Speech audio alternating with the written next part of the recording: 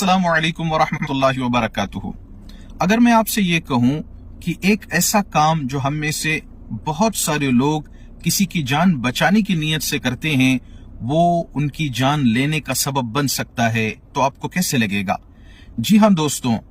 जब कभी कोई हादसा होता है, एक्सीडेंट होता है, लोग कहते हैं इनको पानी पिलाओ, पानी पिलाओ। याद रखें,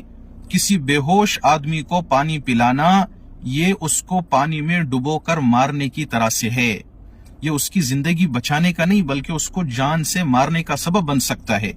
याद रखें, जब कोई आदमी होश में होता है तो जब वो किसी चीज को निगलता है तो अल्लाह ताला ने कुदरत का एक निजाम यहाँ रखा हुआ है जिसको एपिग्लॉटिस कहते हैं, जो हमारी सांस की नाली को बंद करता है ऊपर से, और वो खाना या पानी ऊपर से फिसलता हुआ खाने की नाली में चला जाता है।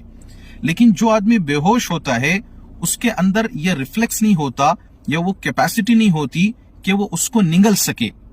तो बेहोश आदमी के मुंह में पानी डालने से वो पानी खाने की नाली में जाने के बजाय सांस की नाली में चला जाता है और उसकी सांस की नाली को ब्लॉक कर देता है, जिसकी वजह से न वो खांस सकता है क्योंकि वो बेहोश है, न उसको ठसका लग सकता है जिसकी वजह से वो पानी बाहर आ जाए, न वो निगल सकता है कि वो खाने की नाली में चला जाए, बल्कि वो दरमियान में जाकर सांस की नाली को ब्लॉक कर देता है, जिसकी वजह से उसकी सांस बंद हो जाती है और उसको ऑक्सीजन नहीं मिल पाता, लिहाजा उसकी मौत हो सकती है।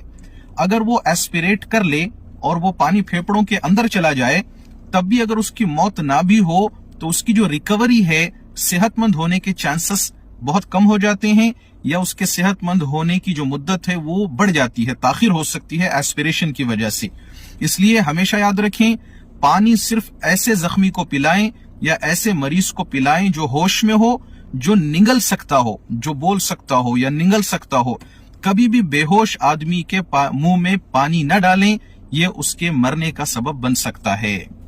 ये पैगाम और लोगों तक भी पहुंचाएं ताकि लोगों के अंदर अवेयरनेस पैदा हो कि कभी भी किसी बेहोश या आधे बेहोश आदमी के मुंह में पानी नहीं डालना चाहिए।